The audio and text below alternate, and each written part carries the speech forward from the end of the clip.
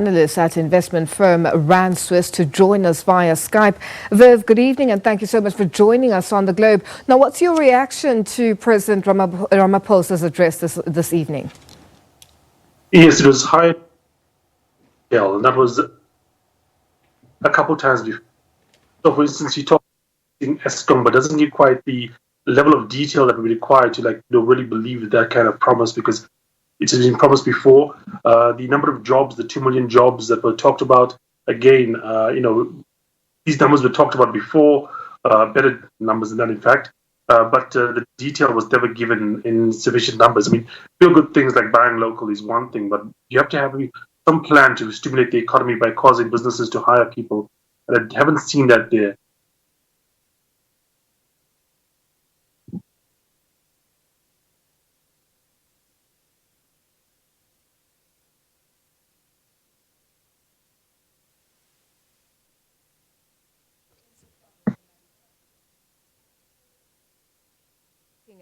Now, how is that going to happen with regards to dealing with the issues of material being expensive and, locally production is not that great? How do you think this will be implemented? Yeah, look, I mean, in terms of Africa as following what's a kind of a protectionist kind of route, following a route of self-sourcing of material, etc. It is something I don't think we can do. I mean, we're a large country in terms of historic levels, like we're talking about 55, 60 million people in South Africa. But compared to the kind of countries we're seeing that we're competing with globally and the kind of regions, I mean, places like the UK, which has a similar number of people but a far larger, can't compete global market by their own. They are basically leaving the EU at the moment, and there's a whole difficulty that they're facing just trying to get trade deals done, because they're literally too small for many of the big players to talk to. So we look at the Chinas, the Americas, the European Unions as the kind of economic unit you need to be, the size you need to be to basically even attempt to have and so far South Africa, like I said, is just a bit too small to do that kind of stuff. So it's difficult to follow this methodology, this method of growth in a country that's a little too small to be economically efficient. So it remains to be seen just how exactly the details will be done. Of course, we can have some local sourcing, etc., but we need to have a linkage to the global economy. We just can't survive on our own. Even like I said, China, huge, 1.5 billion people, is still affected by trade damage with the US, showing that even they are not big enough on their own to survive in the global economy. Now, much more, he also said much more needs to be done with regards to bringing investment in the country, looking at policy changes and structures. How do you think this should be done and then implemented? Because generally the reaction, there was mixed reaction from a lot of the opposition parties and just individuals saying that how is this going to be done and implemented? Well, I mean, the best way to active investment destination, basically have very high quality labor, highly productive labor, ease of doing business, and businesses will come.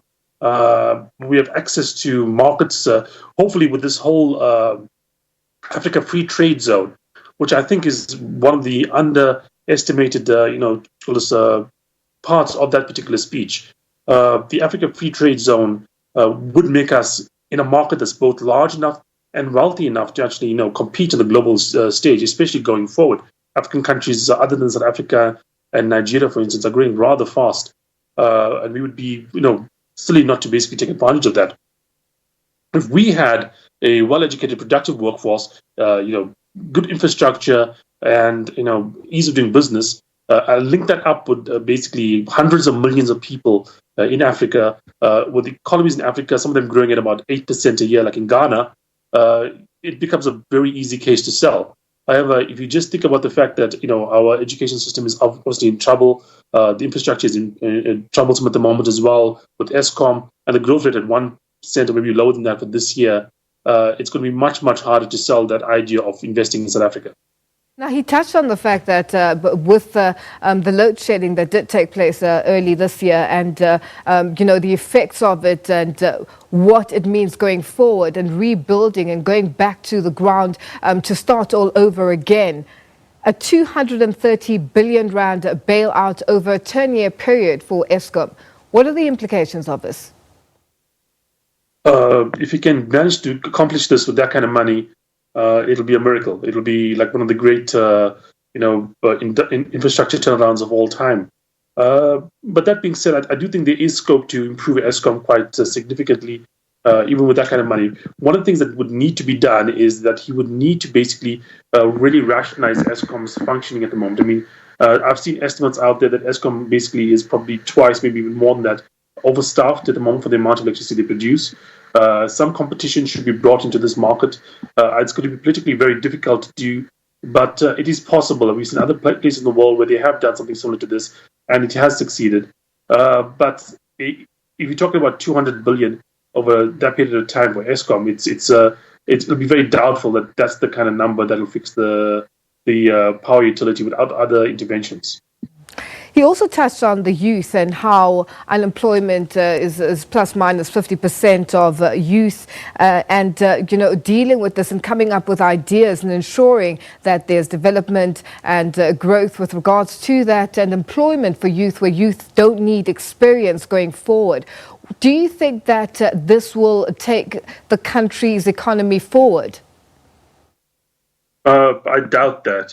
I don't think most businesses just put the experience number there just as a whim, and by removing it, they'll remove the reasons that they put the experience number in there for the first place. The reason people put experience in job applications and so on is because to a certain extent they don't trust the education infrastructure in a country at the moment. So somebody comes to you with a diploma in some cases or a matric. The reason that you don't want to hire the person straight away from university or from a technicon or wherever is that sometimes you don't trust the quality of the qualification given to the student. If you could basically rely without any question on the quality of the employee you'll get by just looking at the certificate they have, you'd hire them on that. The reason you want an employment history is because you want the person to have gone through another employer, quite frankly. And if that employer thought this person was suitable, it would be, more of a validation of their quality as an employee, as opposed to what you'd get from the educational institutions. And that's why people want experience. It's not because it's some number that is basically for their own vanity or their own issues they're putting up there. The reason they want experience is because they cannot rely on the paper that people bring along regarding a matric certificate or a diploma or degree, unfortunate as that is. Now, Viv, the introduction of robotics and gaming into the schooling system from early primary school, do you think that this will make a difference with regards to being on par with more developed countries like China, like the US, in terms of bringing the education system to what a lot of investors are looking for with regards to businesses? You just mentioned the fact that a lot of them don't trust the paper that a lot of young, qualified young people get with regards to their qualifications, whatever that is, whichever choice they make. So now with this focus, do you think it'll make a huge difference and also open the doors with regards to investment into the country? Look, one example I would give is this. The trend in Silicon Valley where this stuff is kind of being invented. I mean, is actually the opposite. The stat you find among the more wealthier and the more technologically savvy people in the US, for instance, especially in California, is that the more savvy they are, the more technologically advanced they are. The wealthier they are, the less they expose their children to technology. The reason for this is that, especially for younger children, this kind of stuff is often a distraction. Now, trying to train children for particular technology at the moment is not the way to go, because technology adjusts over time, and you want to have children that are well-based, read, critical thinking, and if they have those abilities, they will be successful across the border. But if you just focus them on particular technologies like that are currently in vogue, by the time they are in the workforce, those technologies may be obsolete, and definitely a few years down the line, they will be obsolete. So I think the focus should be more on the fundamentals get the reading in order, get the mathematics in order, critical thinking in order.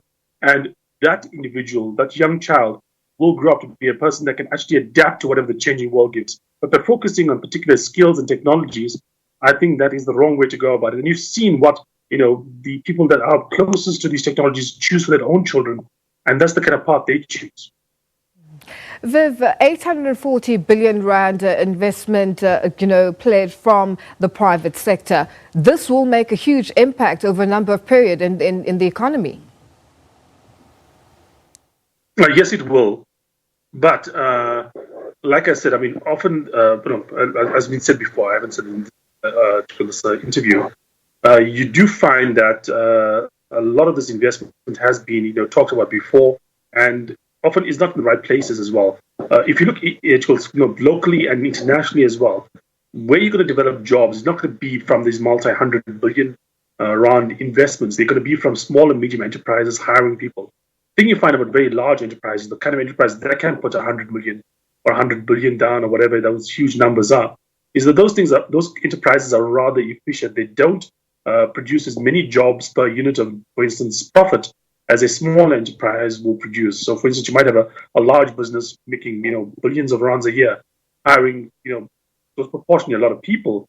But if you compare to another business, for the unit of profitability a smaller business has, they will hire more people. And I think if you want to create a job-friendly environment, yes, it's nice to have these huge enterprises in play, but you want to do something about the small and medium enterprises because they're going to be the areas where you actually absorb these young people into the workforce. Now, very quickly, just in wrapping up, small, medium enterprises, structures in townships, in rural areas, and also looking at agriculture, where there's a call for, development in rural areas and ensuring that, there's agriculture, there's growth, there's developments to ensure that in every area or in every province, people don't need to move away from their homes, but they're able to build from the infrastructure that is there in place in their own particular areas. Do you think this will work in terms of going forward and ensuring that there isn't too much migration in into the smaller urban towns, like for instance, or provinces like Gauteng? Unfortunately, this is a pattern that nobody in the world is able to really reverse. Look at the US. I mean, there's what's called flyover country in the US. Between the two coasts, between places like New York and LA, there's many states that continuously lose people. You look at places in Europe, you also find a similar thing where people are migrating from East Germany to West Germany, even though the Germans are united now. But there's an outflow of people from one area to the other, a kind of internal brain drain happening. And quite frankly, it's going to be very difficult for South Africa to reverse this kind of patterning. No other country that I can think of has done it successfully. I mean, I've seen incentives in places like Norway to push people into more rural areas, to keep them in more rural areas. Unfortunately, if you're a young person, and you can imagine your own self, as a young person, if you had grown up in, for instance, a rural area, you wouldn't have stayed there because the opportunity wouldn't have been there. Even if they developed it slightly in terms of agriculture, if you didn't want to be a farmer, if you didn't want to work on a farm, you wanted to be in media, for instance, you had to go to Gauteng. And the cities attract young people, and that's a global phenomenon.